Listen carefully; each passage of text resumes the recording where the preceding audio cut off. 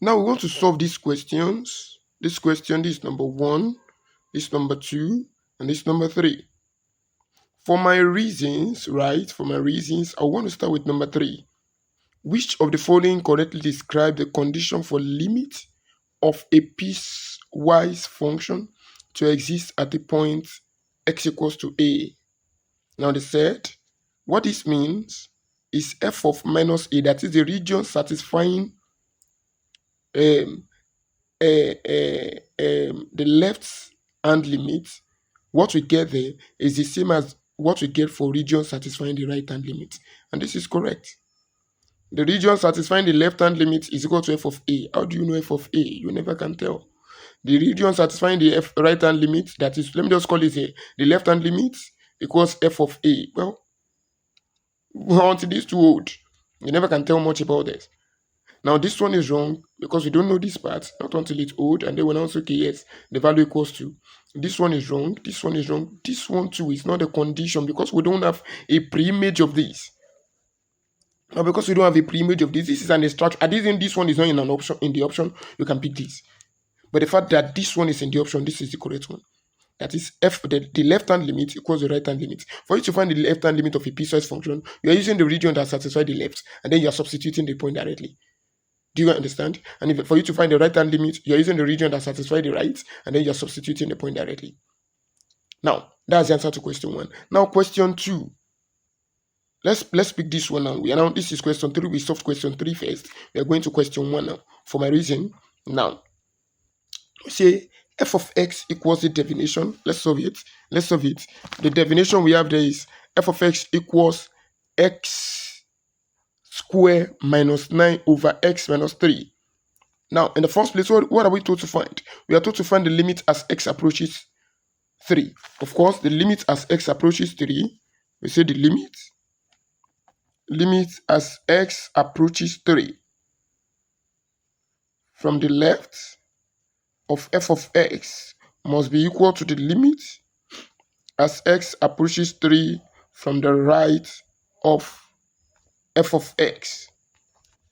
And we've told you that now, for you to get the limit as x approaches 3, we just use the region that satisfies it. Don't forget the piecewise definition, the piecewise function again. They said it is x squared minus 9. X squared minus 9 over x minus 3, where x is not equal to 3.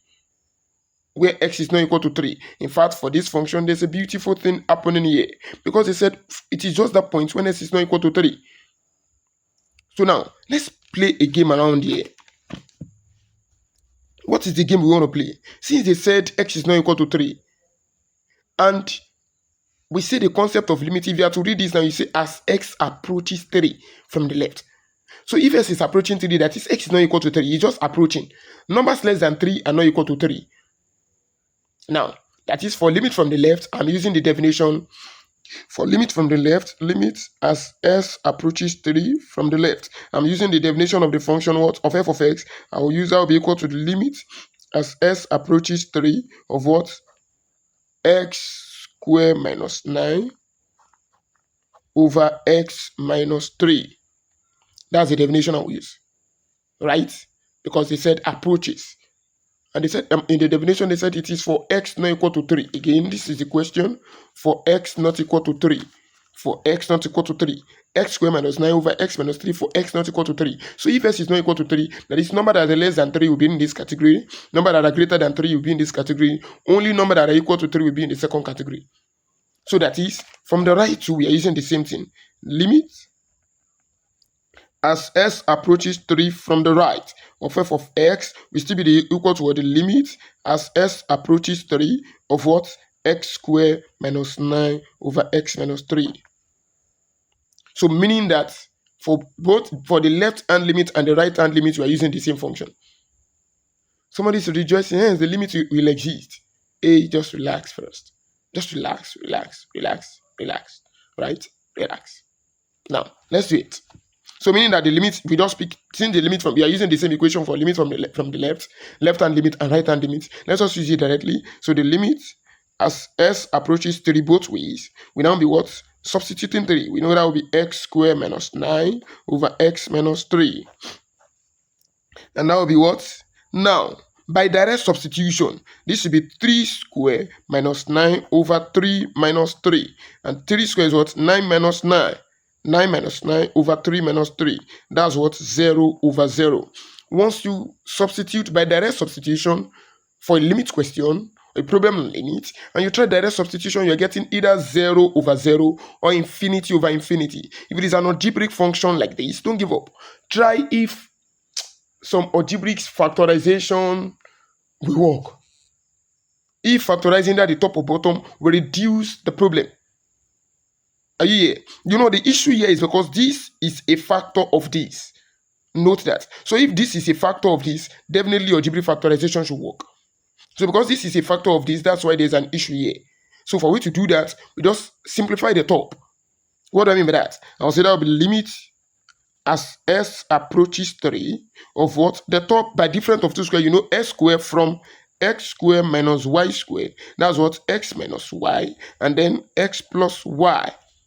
So this our x square minus 9, that will be what? X square minus 9. That's the same as x square minus 3 square. And my brother, you're saying what? God bless you. X minus 3 and x plus 3. So that's what we substitute here. X minus 3 and x plus 3 all over x minus 3. Okay, God bless you. Now, this cancels this. So this is the same as limit as x approaches 3 of what? X plus 3. Now substitute 3 plus 3. Somebody saying is what? 6. 6. 6. Sorry. I'm here. 6. So once we cancel these two, we are left with what? Limit as x approaches 3 of what? X plus 3. That's what we wrote here. And then substituting 3, of course. 3 plus 3 is 6. So the limit from the left equals the limit from the right. Why? Because we are using the same equation. Do you understand? Now, thank you.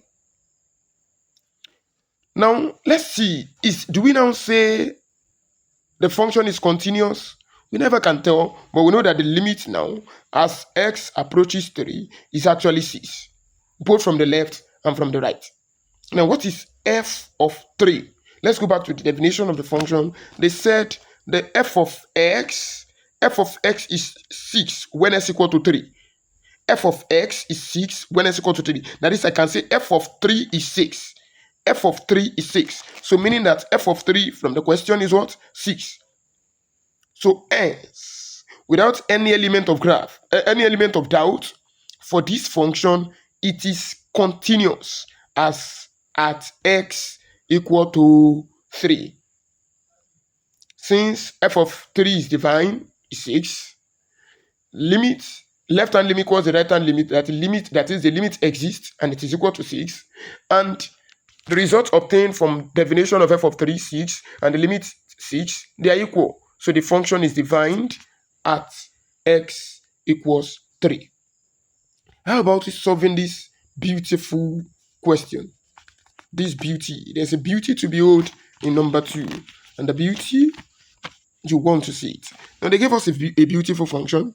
F of s is defined by, we have 2 definitions, and I think I love this one because this one is not like the one we've been doing before. It's not like the one we did, right? Look at the definition. They said f of x is what? X cubed minus 3x plus 2 for a part. That is a part where s, please, there's a mistake here. This is ordinary less than here. Ordinary less than, where s is less than 1, not less than or equal to. It cannot be like that. So this is less than 1. They said this is for the region where x is less than 1. X is less than 1. And then the same definition again. They say f of x is actually equal to k into x minus 1 squared plus 1. Where s is what? S is greater than or equal to 1. So the limit they want us to examine is at the boundary point. At the boundary point. Now, obviously, at the boundary point, do we say the limit exists? What's the boundary point here? You are saying, God bless you, 1 is the boundary point. At the boundary point now, do we say the limit exists? Of course, you know the limit is said to exist at the point. Limit as s approaches 1 from the left of f of x is said to exist. Is said to exist if is said to exist if limit from the left, that is as s approaches 1 from the left of f of x, equals to the limit as s approaches 1 from the right of f of x. That is only the condition for the limit of a function to exist. Now what do we now do? Let's test it ourselves. Let's not stress ourselves. Let's find the left-hand limit. Limit as s approaches what? God bless you. 1 from the left of f of x. We're using the region that is less than. Don't forget, less than, because it's from left. So we are using, that will be what? Limit as s approaches 1 of what? X cubed minus 3x plus 2. And then you substitute 1. That will be 1 cubed minus 3x, 3 into 1 plus 2. 1 cube is 1. This will be 1 minus 3 plus 2. Somebody saying that was what? 0. Now in this, let's now try. So the limit, left-hand limit equals 0. Let's try the right-hand limit. Limit as s approaches 1 from the right of f of x. And that will be limit as s approaches 1 of what? The region that satisfies. That will be the region with greater than or equal to. It's not because of the equal to, but because of the greater than. If it is ordinary or equal to, we don't use that point. Please know that. Now we are using that part, which is what? God bless you. K into x minus 1 squared plus 1.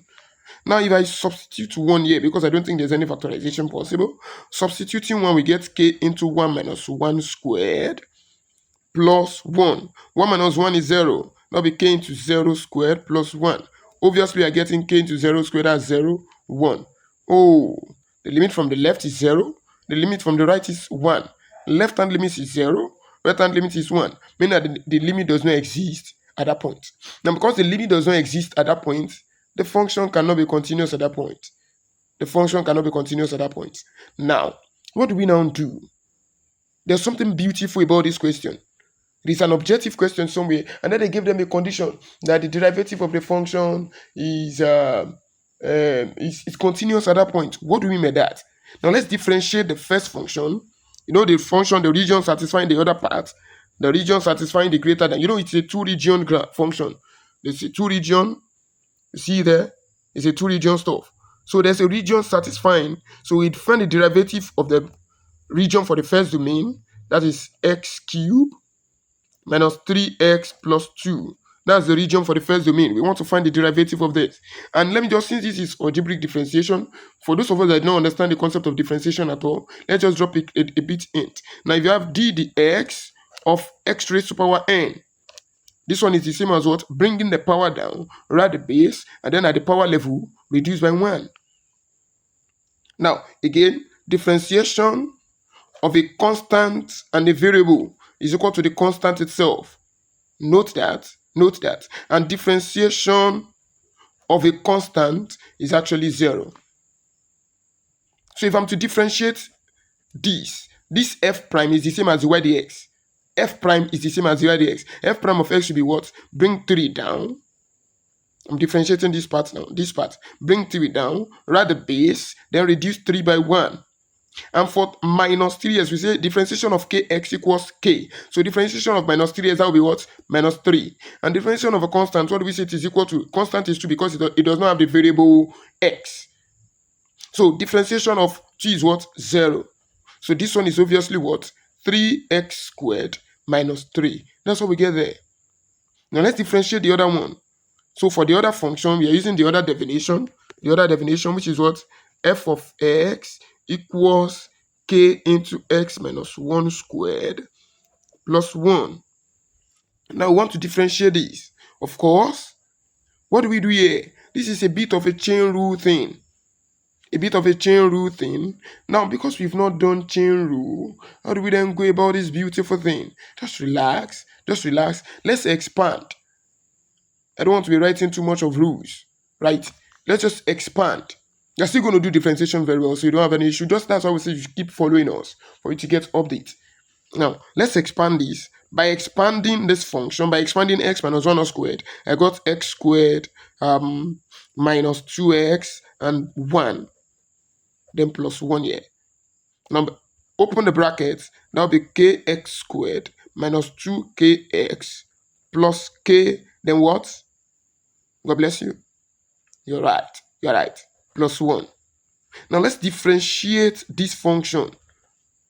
So again, we told you we are differentiating with respect to x. So k will be a constant. So just differentiate these two s. That will be 2 coming down. And then that will now be differentiation of x squared. Differentiation of x squared. That will be what? Bring the 2 down.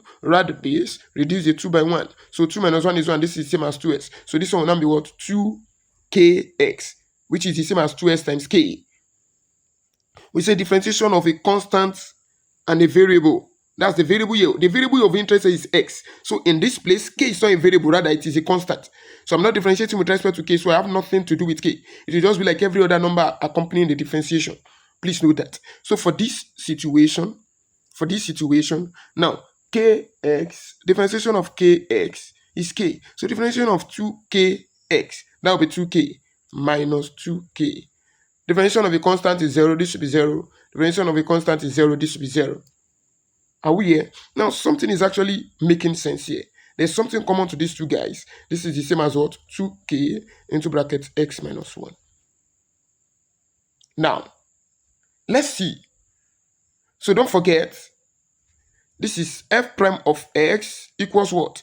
3x squared minus 3. It still maintains its domain for x less than 1. And then f prime of x for the other one is 2k into x minus 1. Still maintaining its definition still. Hope you don't forget. That is what? For s greater than or equal to 1. So now, what will be the left-hand limit? For the left at minus 1. So the limit as x approaches 1 from the left of f prime of x will be equal to the limit as s approaches 1 of f prime of x for the region satisfying it. And sorry, I wrote s prime of x. It's not making any sense. Let me just write it as limit as s approaches 1 of what? For the region satisfying left, and numbers that are less than minus 1. And that will be this part. Now we are using 3x squared minus 3x squared minus 3. So I'll put 1 here. 1 square is what? 1. 3 times 1, that will be 3 into 1 square minus 3. 1 square is 1, 3 times 1 is 3, minus 3 is 0. Now, how about from the right? So that is, when we did limit as x approaches 1 from the left of the derivative of f of x, what do we get? We get 0. Let's examine from the right.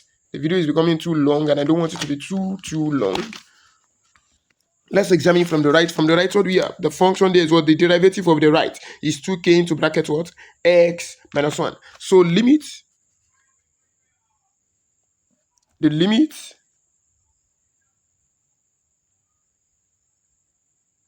limit was blurry initially. The limit as x approaches 1 from the right of f prime of x is going to be limit as s approaches 1 of what? 2k into bracket x minus 1. That's it here. You see that? So what do? We're going to put what? We put 1 into the function. So that will be 2k into 1 minus 1. That's what? 2k into 0. Everything will be 0. I think from the right we are getting 0 for the derivative. And the limit from the left to is 0. So meaning that the limit of this function, of the derivative of this function, that is, since the limit as s approaches 1 from the left of f prime of x, that's the derivative of x, equals the limit as s approaches right of f of x, and the 2 equal to 0. So the limit exists at the point, the limit of the derivative of the function. The limit of the function does not exist, but the limit of the derivative of the function exists as x equal to 1. Now, the question is, the limit exists. Is f prime of x, that is the derivative of x at 1, does it exist? Now, don't forget, we told you that now this is the definition for the region of what? X greater than or equal to 1. So for the x equal to 1, this is the part we'll be using. So f of 1 will be what? Putting 1 here. F prime of 1 will be putting 1 into this place. So if I put 1 into this place, that will be what? 1 minus 1. 1 minus 1 is 0. 2k times 0 is 0. That is f prime of 1 equal to 0. Oh, somebody is saying yes. It is equal to what? What we got for the limit, yes. Meaning that the function, the derivative of the function will be continuous at x equals to 1. The function itself is not continuous because the limit from the left is not equal to the limit from the right. But the derivative of the function is continuous because the limit of the derivative of the function from the left at x equal to 1 as s approaches 1, of course, is equal to the derivative of the limit of the derivative of the function as s approaches 1 from the right. I believe you understand it. God bless you. Once again, please subscribe. I believe you enjoyed this. You actually learn. If you actually go through the whole video, you must have learned a lot of things. So share with your friend. Let them enjoy mathematics too. Mathematics shouldn't be boring. No, it shouldn't be. It shouldn't be. It should be something that will give you joy, fun, and then it shouldn't be stressful to you. And if mathematics is still stressful to somebody, help the person by sending this video to the person. At least let the person understand the concept of piecewise function. And we create a playlist so that once you get there, you see everything on limits and you have fun. Have fun around it.